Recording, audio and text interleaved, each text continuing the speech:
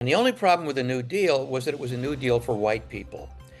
Roosevelt did not have the votes in Congress to extend the New Deal to African Americans. The first president to cut tax rates on rich people is not Ronald Reagan, it's Jimmy Carter. Democrats need to be credible to working people.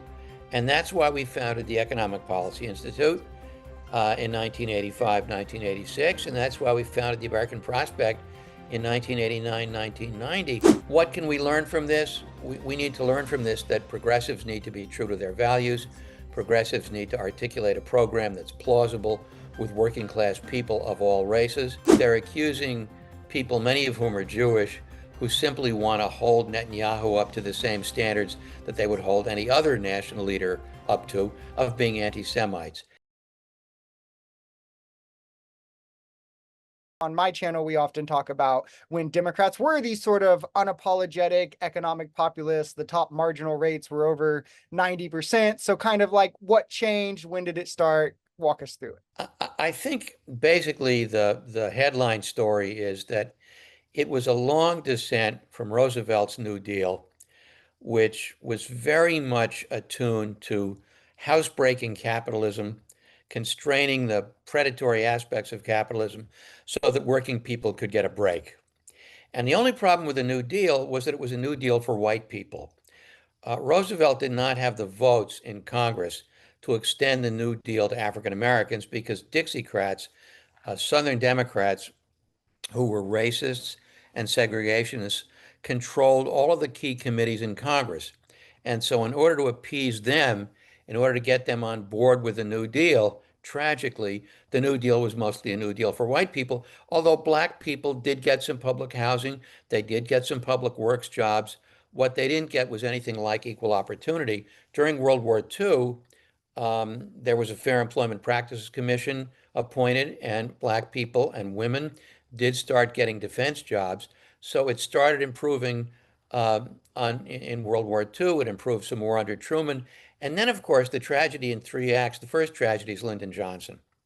So Lyndon Johnson, after the Kennedy assassination, gets elected by an absolute landslide in the election of 1964. And he's decided that he's going to complete the unfinished business of Roosevelt. And lo and behold, we got three civil rights acts passed by Congress. And LBJ stands with Martin Luther King Jr. And in the great speech that he gives to a joint session of Congress, calling on Congress to pass a Voting Rights Act, he ends with the words, "We shall overcome." Amazing. Absolutely amazing. And then LBJ blows it all on Vietnam. Totally needless war, and splits the Democratic coalition and lets Richard Nixon become president. The Democrats get kind of another turn at bat with Jimmy Carter. But even though Carter has a majority in Congress, almost as big as Lyndon Johnson's in 1964, Carter is kind of the first neoliberal president. And Carter decides that, hey, maybe we need to deregulate, we need to privatize, we need to cut taxes. The first president to cut tax rates on rich people is not Ronald Reagan, it's Jimmy Carter. And then Carter gets very unlucky. You have the Iran hostage crisis, and you have this very bad decade caused by the OPEC oil increase. And of course, that lets in Reagan. And Reagan does very well politically. And then after Reagan, the conventional wisdom is, the Democrats need to learn something from the Republicans. My buddies and I said, no, man, that's exactly backwards. The Democrats need to become more of a Roosevelt party again. The Democrats need to be credible to working people. And that's why we founded the Economic Policy Institute in 1985, 1986. And that's why we founded the American Prospect in 1989, 1990. We wanted to put forth a vision of a believable progressivism that would fit the late 20th and then the 21st century. But Jimmy Carter comes along. Bill Clinton comes along, and he's also a neoliberal president. And then the third act of the tragedy, the totally unnecessary act of the tragedy, is Barack Obama. Now, Obama was a really eminent human being. not a whiff of scandal attached to Barack Obama. And he spoke eloquently about what we all have in common as Americans. He was a great man in that respect, but he bungled the opportunity that history handed him. And what was that? The economy collapses in 2008 on the watch of George W. Bush. And so he has a real opportunity to do the New Deal all over again. But his strong suit is foreign policy, his strong suit is racial justice, his strong suit is not economics. And so his advisors persuade Obama that, hey, you need to bring in the A team. And who's the A team? It's the same crew that advised uh, Bill Clinton to deregulate everything. It's Robert Rubin, it's Larry Summers, it's the whole Wall Street gang. And instead of using the financial collapse as an opportunity to re regulate capitalism on behalf of working people, Obama bails out the biggest banks on Wall Street and doesn't put enough money into recovery. And so we have a prolonged recession, and that really opens the door to Donald Trump. I guess there's a fourth act to this tragedy, and that's Joe Biden. So Biden had been a fairly conventional Democrat, certainly not a lefty by any means. But when COVID happened, uh, Biden realized that he had to spend a huge amount of money or that the economy would fall into another depression. And Elizabeth Warren and also Bernie Sanders had a lot of influence on Biden. And so Biden's actual program spent $6 trillion was to the left of what we had any right to expect from Biden. If it hadn't been for Manchin and Sinema, Biden would have spent even more money and Biden would have been even more Rooseveltian. What can we learn from this? We need to learn from this that progressives need to be true to their values. Progressives need to articulate a program that's plausible with working class people of all races. And I think that's what the recent election shows. It's not that ordinary Americans have had a sudden ideological conversion and everybody wants to be a socialist. It's that they don't really like the deal they've been gotten. Yeah, I often think of how different life could be if the original Build Back Better had passed, how different things could have turned out in that next election. But Yep. kind of in these three acts or even the four acts as you add Biden in, I'm curious if there was like a kind of consistent theme of motivations there. If maybe like there was a misreading of the electorate, kind of as you spoke to, they thought, you know, this string of Republican victories, well, we have to place our focus elsewhere. Let's focus more on social issues than the like economic populism. Was it campaign finance? You know, big money in politics obviously is a big motivation. Was there a consistent reason that so many Democrat presidents were missing the mark like this? Yeah, it's a great question. And I wish it were as innocent as a misreading of public opinion. It was partly a misreading of public opinion, but it was mostly money. Mhm. You could raise a ton of money by buying the story that tax rates are too high and we need deregulation and we need privatization and we need corporate globalization. If you took that point of view, corporate America threw money at you. And that's the big reason why Democrats moved to the center. You had a kind of devil's bargain between the crypto boys and the deregulation boys and the Wall Street guys and the APEC guys to really promote centrist Democrats. And it's kind of centrist is the wrong word, corporate Democrats, corporate Democrats. And given that fact, it's a miracle that eventually ordinary people realize that they're getting screwed and they start voting for progressives who have a lot less money than the corporate Dems. And so, how quick, when this first came, the kind of neoliberal economic focus, how much of a control did it have on the party? You spoke about founding the Economic Policy Institute in the 80s. Were there kind of schools of like competing economic thought at that point? Or was the consensus pretty much we have to move towards market oriented policies? We'll differentiate ourselves as a Yeah. party socially or elsewhere? We were the outliers, right? Economic Policy Institute and American Prospect, very much the outliers.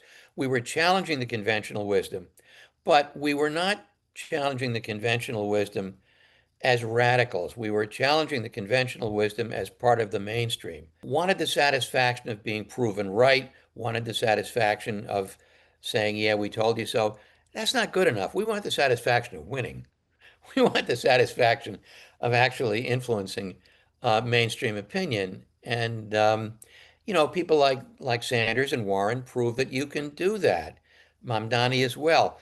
You have to be gifted politically. You have to be a truth teller. You have to be believable. But it's possible to do that. And what we tried to do was provide the intellectual ammunition for why that's a plausible story and why it's good economics. So, on the one hand, it's satisfying belatedly to have had some influence, but in the meantime, you have Trump doing just a colossal amount of damage.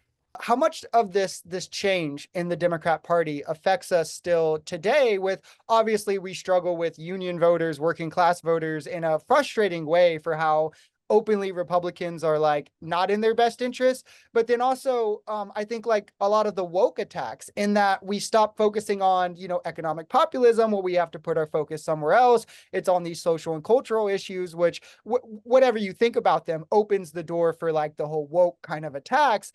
How much of that do you think the door could be closed on by abandoning the sort of neoliberalism? Oh, I think whether you call yourself a socialist or not, if you run as an economic populist, in most parts of the country you can win because in most parts of the country, working families are getting screwed.